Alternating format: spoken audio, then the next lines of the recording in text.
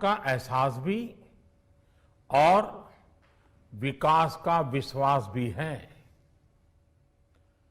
Corona ने दुनिया में जो प्रभाव पैदा किया, उसने पूरी मानव जाति को हिलाकर रख दिया है। इन परिस्थितियों के बीच आज का बजट भारत के आत्मविश्वास को उजागर करने वाला है और साथ ही दुनिया में एक नया आत्मविश्वास भरने वाला है। आज के बजट में आत्मनिर्भरता का विजन भी है और हर नागरिक, हर वर्ग का समावेश भी है। हम इस बजट में जिन सिद्धांतों को लेकर चले हैं वो हैं ग्रोथ के लिए नए अवसरों, नई संभावनाओं का विस्तार करना, युवाओं के लिए नए अवसरों का निर्माण करना, मानव संसाधन को एक नया आयाम देना, इंफ्रास्ट्रक्चर निर्माण के लिए नए नए क्षेत्रों को विकसित करना, आधुनिकता की तरफ आगे बढ़ना, नए सुधार लाना। साथियों, नियमों और प्रक्रियाओं को सरल बनाकर आम लोगों के जीवन में ईज ऑफ लिविंग को बढ़ाने पर इस बजट में जोर दिया गया है। ये बजट इंडिविजुअल्स, इन्वेस्टर्स, इंडस्ट्री और साथ ही इंफ्रास्ट्रक्चर सेक्टर में बहुत सकारात्मक बदलाव लाएगा। मैं इसके लिए देश की वित्त मंत्री निर्मला जी को और उनके साथी मंत्री अनुराग जी और उनकी टीम को बहुत बहुत बधाई देता हूं। साथियों, ऐसे बजट देखने को कम ही मिलते हैं जिसमें शुरू के 1-2 घंटों में ही इतने सकारात्मक रिस्पांस आए। कोरोना के चलते कई एक्सपर्ट्स ये मानकर चल रहे थे सरकार आम नागरिकों पर बोझ बढ़ाएगी, लेकिन फिस्कल सस्टेनेबिलिटी के प्रति अपने दायित्वों को ध्यान में रखते हुए सरकार ने बजट साइज बढ़ाने पर जोर दिया।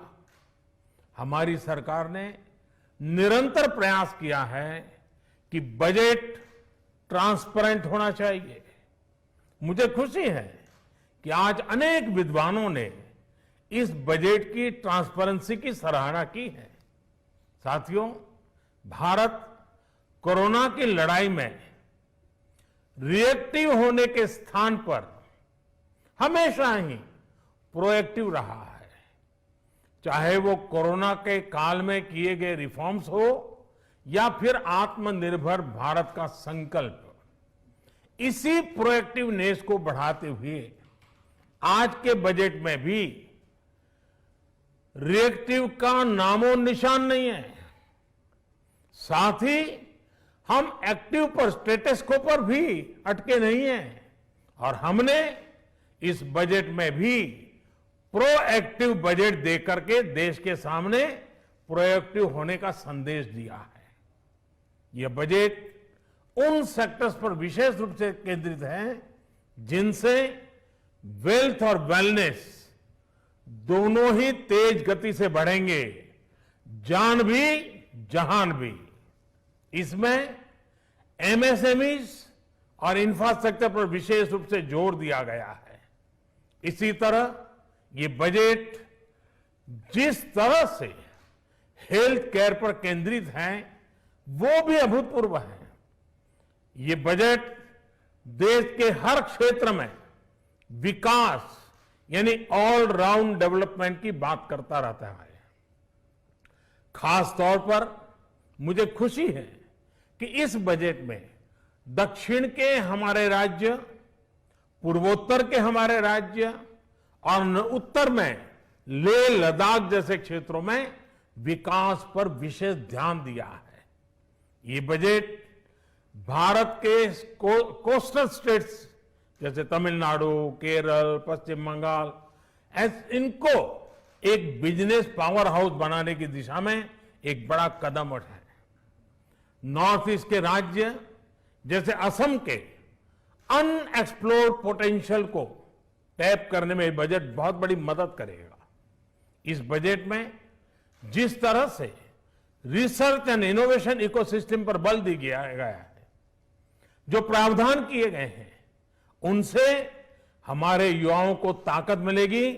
भारत उज्जवल भविष्य के लिए बहुत ठोस कदम रखेगा। साथियों, देश के सामान्य मानवी का, महिलाओं का जीवन आसान बनाने के लिए उनके स्वास्थ्य, स्वच्छता, पोषण, शुद्ध जल और अवसरों की समानता, इस पर इस बजट में विशेष बल दिया गया है।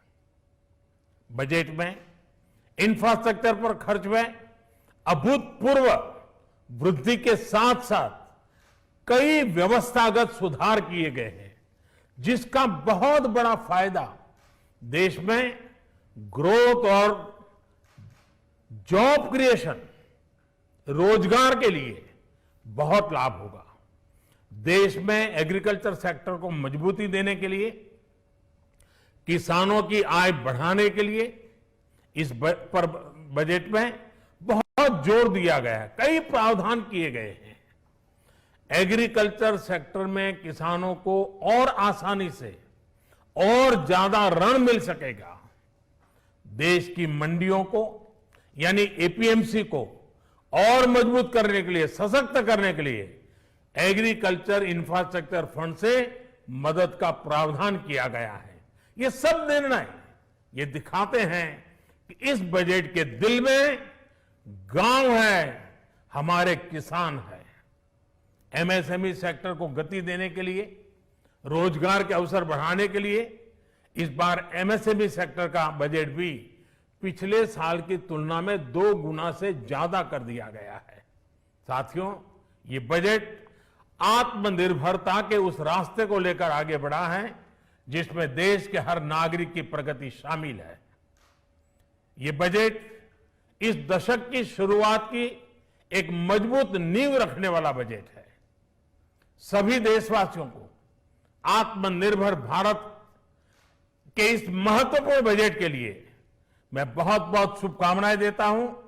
फिर से एक बार वित्त मंत्री जी और उनकी टीम को बहुत बहुत अभिनंदन करता हूं, धन्यवाद करता हूं।